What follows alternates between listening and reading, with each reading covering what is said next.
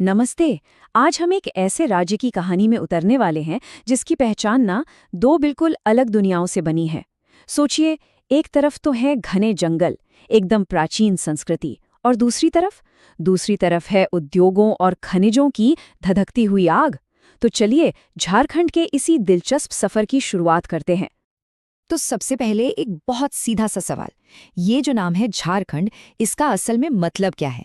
क्योंकि इसका जवाब जानना मानो इस राज्य की आत्मा को समझने की पहली सीढ़ी चढ़ने जैसा है।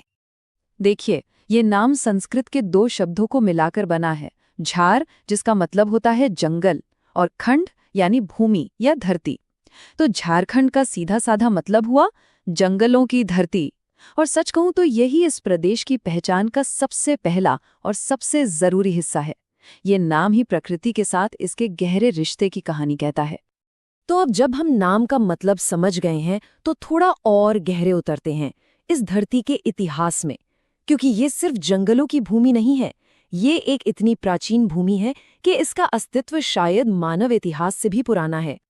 और ये बात ना सच में हैरान कर देने वाली है। जियोलॉजिस्ट्स यानी भूवैज्ञानिकों का ये मानना है कि झारखंड का जो सिंहभूम इलाका है वो शायद दुनिया के उन सबसे पुरानी जमीनों में से एक है जो कभी समंदर से बाहर निकली थी। मतलब हम कितनी पुरानी, कितनी गहरी जड़ों की बात कर रहे हैं यहाँ। तो जमीन की कहानी से अब यहाँ के लोगों की कहानी की तरफ बढ़ते हैं। झारखंड की कहानी सिर्फ पुरानी होने की नहीं है, बल्कि ये कहानी है संघर्ष की, अपनी पहचान के लिए लड़ने की। इसके इतिहास में ना हमेशा से एक विद्रोही दिल धड़कता रहा है। और ये लंबा संघर्ष इस टाइमलाइन में साफ झलकता है। देखिए, 1831 में हुआ कोल विद्रोह, फिर 1855 में सिद्धू और कान्हू मुर्मू के नेतृत्व में हुआ संथाल विद्रोह, और फिर 1895 में आया बिरसा मुंडा का उलगुलान, मतलब एक महान हंगामा। ये सारे आंदोलन किस लिए थे? अपनी जमीन, अपने जल, अपने जंगल और अपने अधिकारों के लिए। और इसी संघर्ष की आग दशकों तक जलती रही, जिसके बाद आखिरकार साल 2000 में एक अलग राज्य का सपना पूरा हुआ।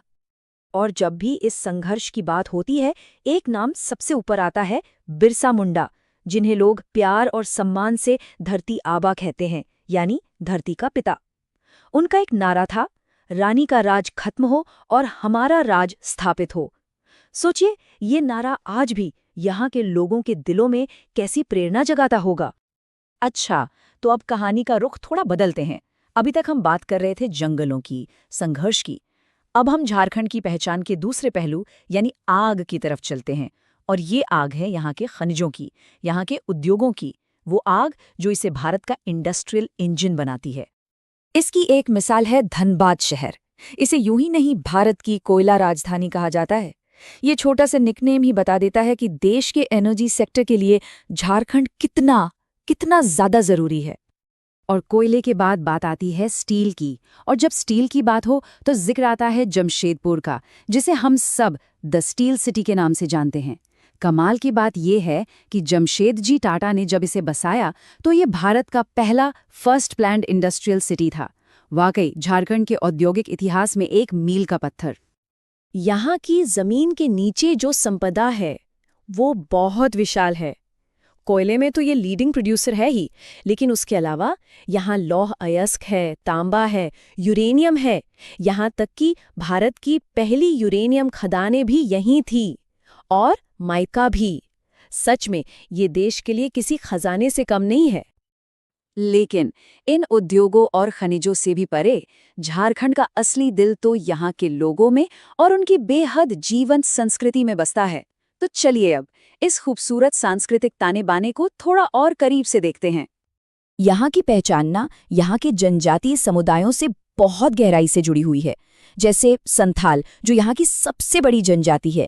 उनके अलावा मुंडा, उरांव, हो, बिरहोर, ऐसी कई जनजातियां हैं जो इस राज्य की सांस्कृतिक विरासत को आज भी जिंदा रखे हुए हैं। और इसी संस्कृति का एक बेमिसाल उदाहरण है डोकरा मेटल क्राफ्ट। ये एक खास तरह की कला है जिसे मल्होर जनजाति के लोग प्रैक्टिस करते हैं। सोचिए, ये लॉस्ट वैक्स कास्टिंग की एक ऐसी तकनीक है जो हजारों साल पुरानी है, और इससे धातु की जो खूबसूरत मूर्तियां और कलाकृतियां बनती हैं वो देखने लायक होती हैं। और हाँ, यहाँ के त्योहार वो भी प्रकृति से ही गहरे जुड़े हुए हैं। जैसे सरहुल, जिसे फूलों का त्योहार भी कहते हैं, ये प्रकृति और नए साल का जश्न है। फिर है सोहराई, जो फसल कटने के बाद मनाया जाता है और अपनी खूबसूरत वॉल पेंटिंग्स के लिए बहुत मशहूर है। और एक है करमा, जो अच्छी फसल की कामना के लिए करम के पेड़ को समर्पित एक त्योहार है। तो इतिहास और संस्कृति के इस यात्रा के बाद चलिए अब एक नज़र आज के झारखंड पर डालते हैं। देखते हैं कि एक मॉडर्न स्टेट के तौर पर झारखंड आज कहाँ खड़ा है। 15 नवंबर साल 2000 ये वो ऐतिहासिक तारीख है जब झारखंड भारत के 28वें राज्य के रूप में दुनिया के नक्शे पर आया। ये उसी लंबे संघर्ष का नतीजा था जिसकी बात हम पहले कर रहे थे। लेकिन आधुनिक झारखंड में विकास की तस्वीर हर जगह एक जैसी नहीं है। अगर हम 2011 की जनगणना को देखें तो साक्षरता यानी लिटरेसी रेट में एक बड़ा फर्क नजर आता है। एक तरफ जहां रांची जिले में लिटरेसी सबसे ज्यादा है, तो वहीं दूसरी तरफ पाकुड़ जिले में सबसे कम। ये दिखाता है कि राज्य के सामने आज भी कई चुनौतियां हैं। तो आखिर में एक सवाल मन में आता है, एक तरफ है इस राज्य की प्राचीन आदिवासी जड़ें और दूसरी तरफ है इसकी बहुत बड़ी-बड़ी इंडस्ट्रियल एम्बिशंस।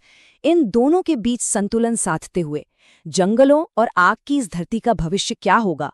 ये एक ऐसा सवाल है जो शायद झारखंड की आगे की पूरी यात्रा को तय करेगा।